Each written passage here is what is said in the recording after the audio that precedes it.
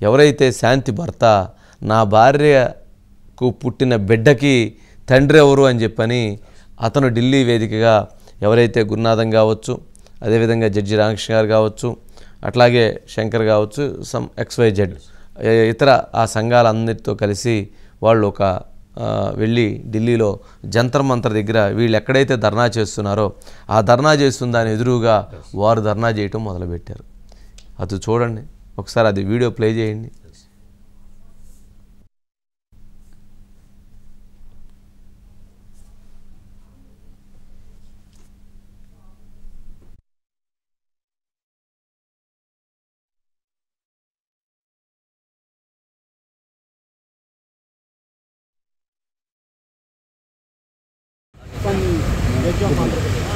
You support me? I am thankful to you, sir. Ready? One photo. Please, Ji. No, sir. Okay, sir. Okay.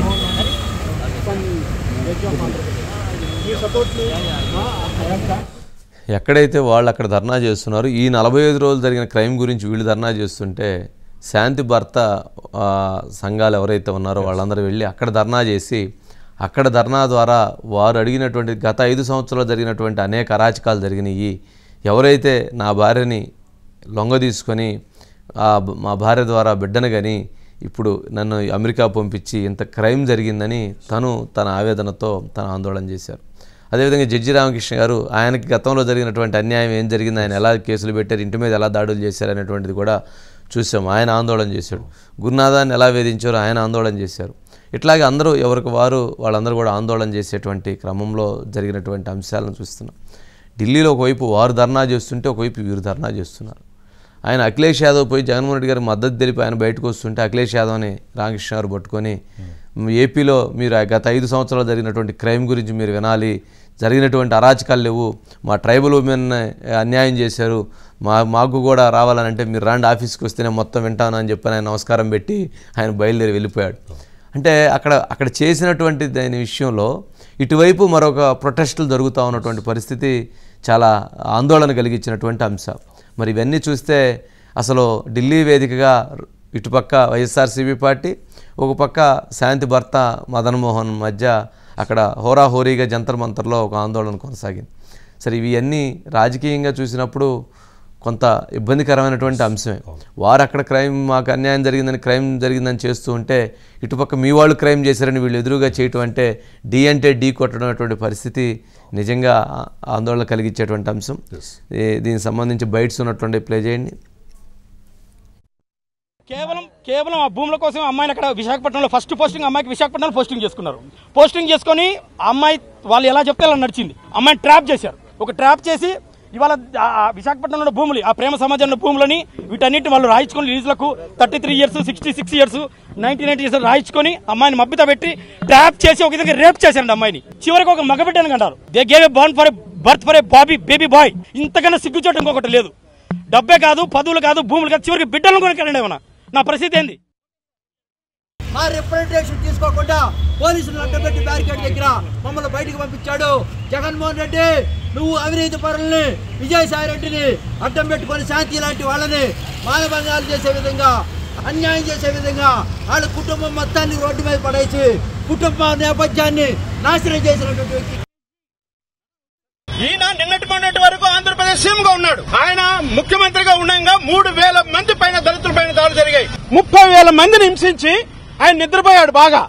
ఈ రోజు ఢిల్లీకి వచ్చి మా ఇష్యూలు కూడా మాట్లాడండి, మా రిప్రజెంటేషన్ కూడా తీసుకోండి, మీరు ముఖ్యమంత్రిగా ఉండగా జరిగినటువంటి అన్యాయాన్ని, అక్రమాన్ని కూడా జాతీయ స్థాయిలో చెప్పండి అని చెప్పి అడగడానికి ఇక్కడికి వచ్చాం. ఆయన అదే అంశాన్ని ఇక్కడ ఆయన ఫోటోలో చూపించాలి. మరి ఇటుపక్క వాళ్ళు ఢిల్లీ కరెక్ట్గా దాన్ని ఎదురుగా పెట్టి ధర్నా చేశారట. అది అంశాన్ని బట్టి చూస్తే అర్థమవుతుంది కదా ఎటువంటి పరిస్థితి నెలకొందనేటువంటిది. Anil sir, good evening sir. Good evening. ఏంటి మొత్తానికి ఢిల్లీలో జగన్మోహన్ రెడ్డి గారు ధర్నా చేయటం ద్వారా జంతర్ మంతర్ దగ్గర ఏం తెలియజేయాలనుకున్నారు, ఏం తెలియజేశారు, ఏమని మెసేజ్ ఇచ్చినటువంటి పరిస్థితి ఉంది? అంటే తన 5 ఏళ్ల పరిపాలనలో జరిగిన అరాచకాలు లేదంటే అప్పుడు జరిగిన దాడులు, హత్యలు, ఇతర వ్యవహారాలు ఏవి జనంలోనూ వెలుగులోనూ లేవని మాజీ ముఖ్యమంత్రి గారు భావించారని అనిపిస్తాం సార్. ఎందుకంటే వాటికి సంబంధించినటువంటి అంశాలను ప్రజలు గమనించారు కాబట్టి మొన్న జరిగిన ఎన్నికల్లో ఎలాంటి తీర్పునిచ్చారో చూశారు. అయితే ఇక్కడ ఒక విషయం సార్, కూటమి ప్రభుత్వం ఖచ్చితంగా జగన్మోహన్ రెడ్డి యొక్క ఆలోచన విషయంలో వెనుకబడిందని చెప్పాలి. ఎవరైతే ఉన్నారో మాజీ ముఖ్యమంత్రి గారు ఏదైతే లేనిది ఉన్నట్టు చూపించే ప్రయత్నంగా ఢిల్లీ వేదికగా వచ్చి ఇక్కడ జరిగిన అంశాలలో అయితే ఏదైతుందో అంటే దాదాపు 45 రోజులు 35 మందిని అత్యంత దారుణంగా హత్య చేశారు, 100 కోట్ల రూపాయల ప్రజల ఆస్తులకు ప్రాణాలకు నష్టం కలిగించారంటూ కూడా ఆయన వీడియోలు ప్రజెంట్ చేశారు. అయితే 5 ఏళ్ల కాలంలో జరిగినటువంటి అనేక హత్యల గురించి రాష్ట్రంలోనే పెద్ద ఎత్తున తెలుగుదేశం పార్టీ అప్పుడున్న ఇతర పక్షాలన్నీ పోరాడాయి, మాట్లాడాయి. కానీ ఢిల్లీ వేదికగా జగన్మోహన్ రెడ్డి గారు సొంత బాబాయ్ గారు అయినటువంటి వివేకానంద రెడ్డి హత్య కేసు మొదలుకొని అనంతబాబు చేతిలో హత్య కాబడ్డటువంటి సుబ్రహ్మణ్యం వరకు గనక ఒక డాక్యుమెంటరీ రూపంలో కనుక ఇక్కడ కూడా ప్రదర్శిస్తే 5 ఏళ్ల కాలంలో ఇందాక జడ్జి రామకృష్ణ గారు మాట్లాడుతూ ఒక మాట అన్నారు సార్, 3,000 మందిని చంపారు, 30,000 మందికి పైగా వేధించారని. ఆ ఫిగర్ ఇంకా తక్కువ ఇది ఉంటుందేమో అన్న విధంగా కూడా అనేక అంశాలు ఉన్నాయి. ఎందుకంటే వాటన్నిటికి సంబంధించి ఎఫ్ఐఆర్లు కనుక ఇప్పుడున్న కూటమి ప్రభుత్వం కనుక తీయగలిగితే వాస్తవాలు ఏంటో కూడా ప్రజలకు అర్థమవుతుంది ఢిల్లీ వేదికగానే. అయితే వీళ్ళు ఏమో పరిపాలన పైన దృష్టి పెట్టారు, జగన్మోహన్ రెడ్డి గారు ఏమో రాజకీయం పైన దృష్టి పెట్టారు. ఏదైతే ఉందో ఇద్దరు వ్యక్తుల మధ్య జరిగినటువంటి ఒక ఘటనను తీసుకొని ఢిల్లీ దేశ రాజధాని వేదికగా కూడా తన పొలిటికల్ మైలేజ్ పెంచుకోవడానికి అయితే ఖచ్చితంగా ఈరోజు జగన్మోహన్ రెడ్డి గారు ఒక ప్రయత్నం చేసినట్లు కనిపించింది. దానికి కొన్ని జాతీయ పార్టీల మద్దతు కూడా కూడగట్టే ప్రయత్నం అయితే ఖచ్చితంగా ఆ విషయంలో సఫలీకృతమయ్యారు. అయితే దాని వరకు ఎంతవరకు దానికి ఆయనకు మైలేజ్ వస్తుంది, దాన్ని రాజకీయంగా ఎలా వాడుకుంటారు అనేది పక్కన పెట్టి ఇతర అంశాలు కనుక పరిశీలిస్తే అంటే తన 5 ఏళ్ల పాలనలో జరిగిన అనేక సంఘటనలు ఇవాళకి మనం చూసాం. తుమ్మినా దగ్గినా లేదంటే కాలు కదిపినా కూడా సిఐడిని అడ్డపెట్టి ఎన్ని కేసులు పెట్టారో, ఆ రోజు ఎన్ని రకాలుగా వేధింపులకు గురి చేశారో వాటన్నిటినీ మళ్ళీ పునఃపరిశీలన కనుక చేస్తే జగన్మోహన్ రెడ్డి గారు 5 ఏళ్ల పాలనలో సాగించినటువంటి అరాచకత్వానికి సంబంధించిన ఆనవాళ్ళన్నీ కూడా వెలుగులోకి వచ్చే అవకాశం ఉంది. కానీ కూటమి ప్రభుత్వం దాన్ని వదిలేసి ఈరోజు పాలన, ప్రభుత్వం, ప్రజలు, సంక్షేమం అంటూ కూడా ముందుకు వెళ్తాను. సరే, ఒకరు రాజకీయం చేస్తున్నారు, మరొకరు పరిపాలన పేరుతో ముందుకు వెళ్తున్నారు, అది రాజకీయ పార్టీల వాళ్ళ ఇష్టం కానీ సార్. కానీ ఈరోజు ఢిల్లీ వేదికగా కూడా నేను ఎలాంటి తప్పు చేయలేదు, ఎలాంటి తప్పు చేసేవాడిని కాదు అంటూ కూడా మాజీ ముఖ్యమంత్రి గారు చెప్పే ప్రయత్నం చేసినట్లు కనిపించింది. కానీ తెలుగుదేశం పార్టీ దాని అనుబంధ కూటమి నేతల చేతుల్లో మా పార్టీ నేతలు, కార్యకర్తల ప్రాణాలు కోల్పోతారు, ఖచ్చితంగా దేశం చూడాలి, దేశం మేల్కోవాలి, దేశంలో ఉన్న పార్టీలు వీటన్నిటిని ఖండించాలంటూ కూడా ఆయన ఈరోజు ఈ దీక్ష ఢిల్లీ వేదికగా కూడా చేసిన పరిస్థితి. కొన్ని జాతీయ పార్టీలు కూడా కూడగట్టారు. అంటే ఇండియా కూటమిలో ఉన్న పార్టీలో వచ్చేసారు. అంటే చిన్నగా ఎన్డీఏ కూటమికి మొన్నటి వరకు రహస్య మిత్రుడిగా అయితే జగన్మోహన్ రెడ్డి గారు పనిచేశారు, ఆ విషయం అందరికీ తెలిసిందే. ఇప్పుడు ఇండియా కూటమికి ఆయన దగ్గర కాబోతున్నారు అనేది కనిపిస్తోంది. కాంగ్రెస్ ఇండియా కూటమిలో ఉన్న ఇతర పార్టీలు దాదాపు కూడా ఈరోజు జగన్మోహన్ రెడ్డి గారికి మద్దతు సార్. అంటే బీజేపీ వస్తారనా లేకపోతే ప్రధానమంత్రి ఏమైనా వస్తారా ఏంటి, లేకపోతే ధర్నాలకి? జనరల్గా వాళ్ళు ఇప్పుడు ఇండియా కూటమిలో లేరు, ఇటు ఎన్డీఏ కూటమిలో లేరు. అఖిలేష్ యాదవ్ జగన్మోహన్ రెడ్డి గారికి గత పరిచయం ఉన్నటువంటి నేపథ్యంలో ఆయన వచ్చినట్లున్నారు. శివసేనకు సంబంధించి ఎవరైతే మిథును అట్లాగే విజయసాయి రెడ్డి లోపల వాళ్ళకి రాజ్యసభలో వాళ్ళందరితో పరిచయాలు ఉంటాయి కాబట్టి వాళ్ళు అతను తీసుకొచ్చినట్టున్నారు. జగన్మోహన్ రెడ్డి గారిని ప్రధానమంత్రిని చేసినటువంటి ఇంకొక ఎంపీ కూడా వచ్చాడు, భవిష్యత్తులో ప్రధానం చేసిన ఎంపీ కూడా.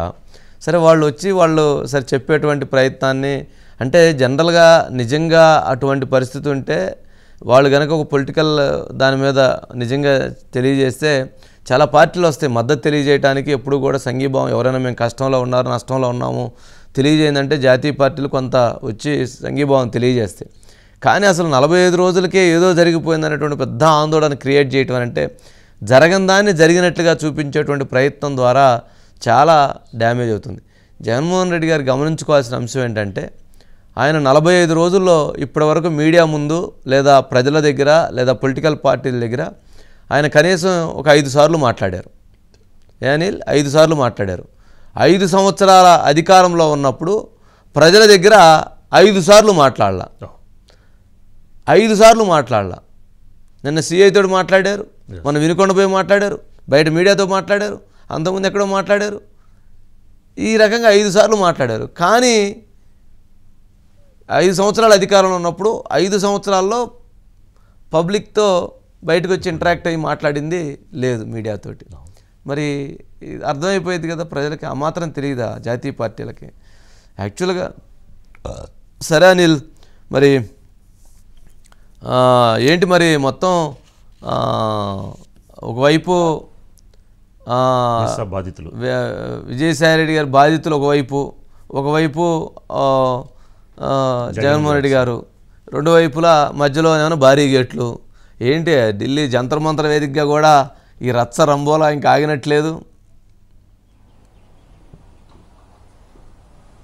అంటే విజయసాయిరెడ్డి ఎవరైతే ఉన్నారో వైసీపీలో నెంబర్ 2గా ఉన్నటువంటి ఆ వ్యక్తి యొక్క బాధితులు అనాలా, లేదంటే తమకు న్యాయం కోసం పోరాడుతున్న వ్యక్తులని చెప్పాలో కానీ తెలియదు. కానీ సార్, ఇక్కడ ఢిల్లీ వేదిక కూడా ఈరోజు జరిగిన జంతర్ మంతర్ వేదికగా జగన్మోహన్ రెడ్డి గారు తనకు అన్యాయం జరిగింది, తన పార్టీకి అన్యాయం జరిగిందని చెబుతుంటే ఒక గిరిజన యువకుడు, ఒక గిరిజనులకు సంబంధించిన వ్యక్తి, బహుజన పార్టీలకు సంబంధించిన నాయకులు, దళిత సంఘాలు వాళ్ళందరూ ఈరోజు ఎవరైతే ఉన్నారో జగన్మోహన్ రెడ్డి గారి నిర్ణయాన్ని వాళ్ళందరూ కూడా ప్రశ్నిస్తూ, ముందు మీ పార్టీలోనే తప్పు చేసిన వ్యక్తులను మీరు శిక్షించి మీరు న్యాయం అడగాలి అంటూ కూడా జంతర్ మంతర్ వేదికగా కూడా నిరసన తెలిపే ప్రయత్నం చేశారు. ఎవరైతే ఉన్నారో దేవాదాయ శాఖలో పనిచేసినటువంటి అధికారిని శాంతి భర్తగా ఉన్నటువంటి మదన్ మోహన్కి మద్దతుగా అనేక ప్రజా సంఘాలు కూడా వచ్చి ఢిల్లీలో వాళ్ళ నిరసన తెలిపాయి. ఎవరైతే ఉన్నారో పర్టికులర్గా బలహీన వర్గానికి సంబంధించిన కుటుంబానికి చెందిన ఒక మహిళను లోబర్చుకొని ఆర్థిక ప్రయోజనాలు పొందడమే కాకుండా ఒక బిడ్డను కానీ ఆ బిడ్డకు తండ్రి ఎవరో కూడా తేల్చిన పరిస్థితిలో ఈరోజు ఎవరైతే ఉన్నారో పెద్దల సభలో ఉన్న వ్యక్తి ఉన్నారనేది వాళ్ళ అభియోగం సార్. దాని మీదే డిఎన్ఏకి ఖచ్చితంగా ఆయన్ని ఒప్పించాలి, ఆయన డిఎన్ఏకి పరీక్షకు రావాలి అంటూ కూడా విజయసాయిరెడ్డి గారి గురించి కూడా మాట్లాడడం జరిగింది. దీని మీద రేపు రాష్ట్రపతి గారిని, అదేవిధంగా రాజ్యసభ చైర్మన్తో పాటు ఇతర కేంద్రంలో ఉండే పెద్దలు కూడా మేము కలుస్తామంటూ కూడా వాళ్ళు చెప్పారు. జంతర్ మంతర్లో జగన్మోహన్ రెడ్డి గారు దీక్ష చేస్తున్నటువంటి ఏదైతే ధర్నా కార్యక్రమం నిర్వహిస్తున్నా దానికి అత్యంత సమీపంలోనే వీరందరూ కూడా నిరసన తెలిపే ప్రయత్నం చేశారు. అక్కడికి వెళ్లే ప్రయత్నం కూడా చేశారు. ఆ ధర్నా దగ్గరికి వెళ్లి జగన్మోహన్ రెడ్డి గారిని కలిసి మేము విడతి పత్రం మాకు న్యాయం చేయాలని అడుగుతామంటూ కూడా వాళ్ళందరూ, మదన్ మోహన్ కావచ్చు, ఇంకా అనేక మంది దళిత బహుజనకు సంబంధించినటువంటి నేతలందరూ కూడా వెళ్లే ప్రయత్నం చేస్తే పోలీసులు వారందరినీ ప్రతిఘటించి అడ్డుకున్న పరిస్థితి కనిపించింది. ఖచ్చితంగా మీకు అనుమతి లేదంటూ వాళ్ళు అడ్డగించి కాసేపు అక్కడ మాట్లాడిన తర్వాత వారంతా వెనక్కి తిరిగి రావడం. అయితే ఖచ్చితంగా ఈ శాంతి విషయంలో నిజాలు బయటకు వచ్చేవరకు, ఎందుకంటే ఈ రోజు శాంతి కడుపును పుట్టినటువంటి ఆ మగబిడ్డ ఎవరైతే ఉన్నారో ఆ బిడ్డకు తండ్రి ఎవరనేది ఖచ్చితంగా తెలియాల్సిన అవసరం ఉంది. ఎందుకు అంటే నా తరపు నుంచి నాకు అనేక అనుమానాలు ఉన్నాయి అంటూ కూడా మదన్ మోహన్ చెప్తా ఉన్నారు. ఖచ్చితంగా తనతో పాటు మదన్ మోహన్తో పాటు సుభాష్ రెడ్డి, అదేవిధంగా విజయసాయి రెడ్డి, ఈ ముగ్గురికి కూడా డిఎన్ఏ చేస్తే అసలు ఆ తండ్రి ఎవరనేది బయటపడతారనేది డిమాండ్ గా కనిపిస్తా ఉంది. ఆంధ్రప్రదేశ్ లోను, హైదరాబాద్ లో కూడా. ఇప్పుడు ఇటువైపు వీళ్ళు ధర్నా చేస్తుంటే మరి అటువైపు వైఎస్ఆర్సీపీ పార్టీలో ఏం చర్చ జరుగుతుంది దీనిపైన? అంతర్గతంగా దీని మీద ఏంటి గోలేంటి అనేటువంటి దాని మీద వాళ్ళు ఎవరైనా మాట్లాడారా? దీనిపైన అసలు ఏంటి అంతర్గతంగా ఏముంది? అంటే అందరూ అక్కడ ఆసక్తిగానే గమనించారు సార్. ఎవరు కూడా పైకి కామెంట్ చేయలేదు, కానీ ఆఫ్ ది రికార్డులో రకరకాలుగా మాట్లాడుకున్న పరిస్థితులు ఉన్నాయి. వాస్తవం గమనిస్తే విజయసాయిరెడ్డి గారి చుట్టూ జరుగుతున్నటువంటి ఈ వ్యవహారంలో పర్టికులర్గా పార్టీ ఎక్కడా లైన్ తీసుకొని మా నాయకుడు ఈ తప్పు చేసి ఉండడు అనే మాట అయితే ఇప్పటి వరకు చెప్పలేదు.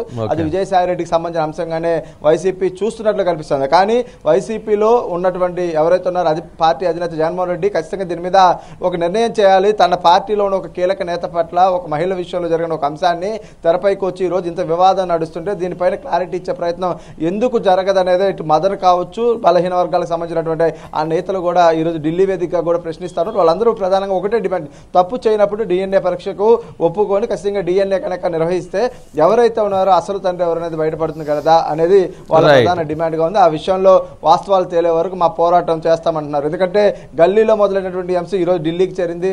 దేశం మొత్తం కూడా చూసే పరిస్థితి, దేశం వినే పరిస్థితికి ఈ విజయసాయి రెడ్డి గారి వ్యవహారం కావచ్చు, శాంతి ఇష్యూ కావచ్చు వినిపిస్తాం సార్. మొత్తానికి ఇది ఇంకా ఎటువైపు టర్న్ అవుతుందో కూడా మనం చూడాల్సిన పరిస్థితి కనిపిస్తా ఉంది.